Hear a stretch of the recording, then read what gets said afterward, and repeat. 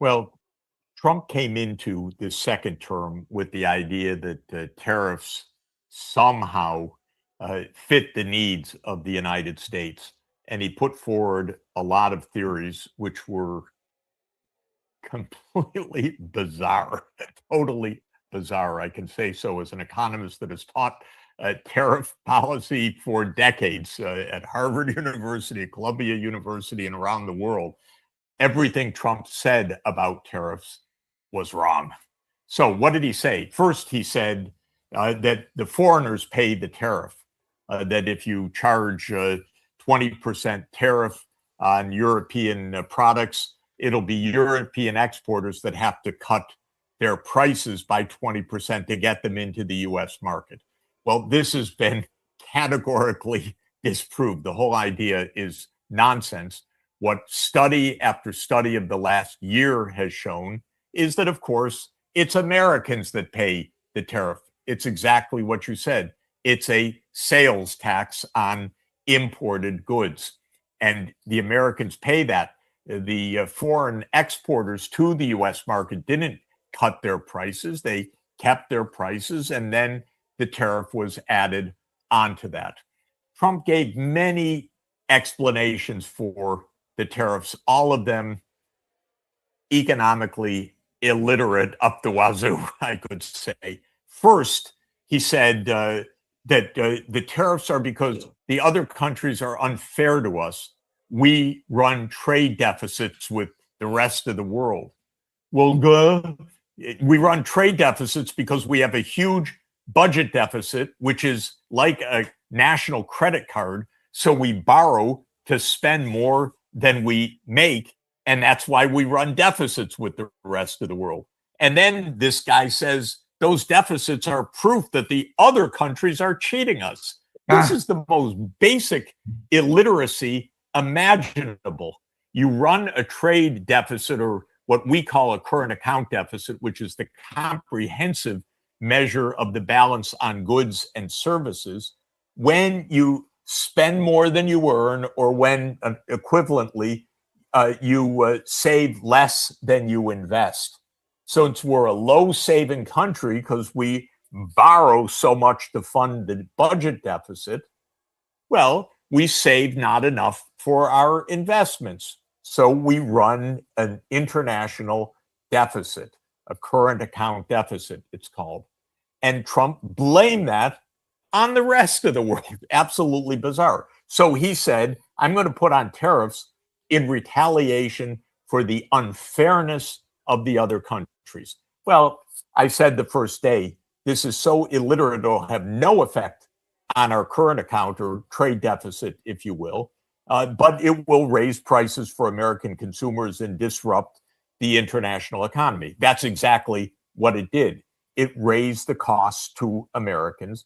They did pay another $150 billion or so, roughly $1,500 to $2,000 per household for Trump's tariffs. And then here's interesting fact. He did that not by going to Congress and getting legislation, as our Constitution says, because the Constitution is absolutely clear in Article 1, Section 8, that duties, international tariffs, belong to the prerogatives of Congress. That's a basic feature of American democracy that goes back to Britain, which is you don't pay taxes because the king says so. You pay taxes because your parliament or your Congress votes it. Well, Trump didn't do that. He just signed an executive order, said by the emergency powers vested in me, I declare tariffs against the rest of the world, and then gave this cockamamie reason for it, which made no sense at all. Now, the Supreme Court, a year later, invalidated this. Again, a kind of duh, because the lower court invalidated it, then the administration appealed, it was invalidated again, then it went to the Supreme Court. Supreme Court said you don't have the power to do that. Even King George III didn't have the power to do that, much less King Donald. So the Supreme Court invalidated it. And then what happens? Well, households paid in extra costs for their consumer goods about $150 billion last year. But now with the tariffs declared to be illegal, now the rebate is going to go to the companies that imported the goods and that added on the tariff as they pass the goods to the consumers. So the consumers are not going to get their money back. There's going to be a windfall to the companies that are the importers that passed along the tariffs to the consumers. You can't make this stuff up. But they would be clowns if it weren't so serious. They didn't think about this one bit, just improv. And you could tell, I've said so, by the way, the first day, Trump does not have the legal authority to do what he does. He makes it up as he goes along. The same is true with this absurdity of forced labor declared against any countries in the world that he wants to put tariffs. Of course, this is going to be declared illegal as well. It's just improv. But it's the American people who end up paying for this. Their wages do not keep up with prices. This is the basic point. Living standards go down. And that's what Trump is doing. Now, one more point I should add. Trump also had a theory that he's going to put on these tariffs and the jobs are going to flow back to the United States because he said, what he's going to correct is the jobs went overseas. Well, the jobs in industry went to robots with those arms on the assembly line. That's where the jobs went. So he put on the tariff, said the jobs are going to come back. Well, we've lost 75,000 jobs in manufacturing from the start of Trump's tariff policy in January 2025 until today. Jobs don't come back. He's got the wrong model of what is happening to jobs in the economy. So he doesn't understand trade deficits. He doesn't understand where jobs are and are not being created. And he put on this regressive tax in order to partially offset the absolutely shocking giveaway to the richest Americans in his one big beautiful bill.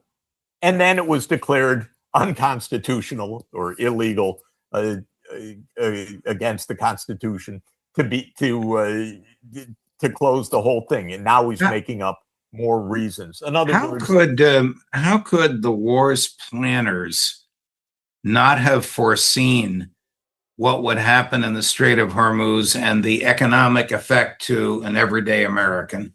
How could his economic advisors, Scott Bessent, and I forget the other fellow's name, first name Kevin, not have advised him of the effect of tariffs and how if I paid $35 for a toaster to Walmart that really costs $30, I'm not going to get the $5 back, but Walmart will. How could they not have understood all of that? Do we understand it because of hindsight, or do we understand it because we know Basic Economics 101? Well, Basic Economics 101 should have been known from the first day. I'm going to say, not only did I know it, I've been saying it from the very first day. None of this is a surprise at all.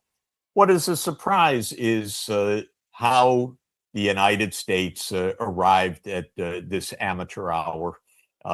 This is the surprise. That's a puzzle. How can a society of so much wealth and so much sophistication end up with this shit show, sorry to say it, but with no thinking, no true debate, no true deliberation, just executive orders that are bizarre and without any underlying economic rationality or logic? Well, there are reasons for this. One is Washington has become so corrupt. It's a game of special interests, and Trump adds a feature that is really unusual. It's a game of family business. And so it's actually also gaming the nitty gritty of the day-to-day trades for his family members. But more generally, Washington became a game of then you really do understand more that they're not talking about the common good. They're not talking about the average American, much less the people that are below the median. Maybe you could say that Trump has a certain kind of short-term rationality for the super rich who paid for his campaign.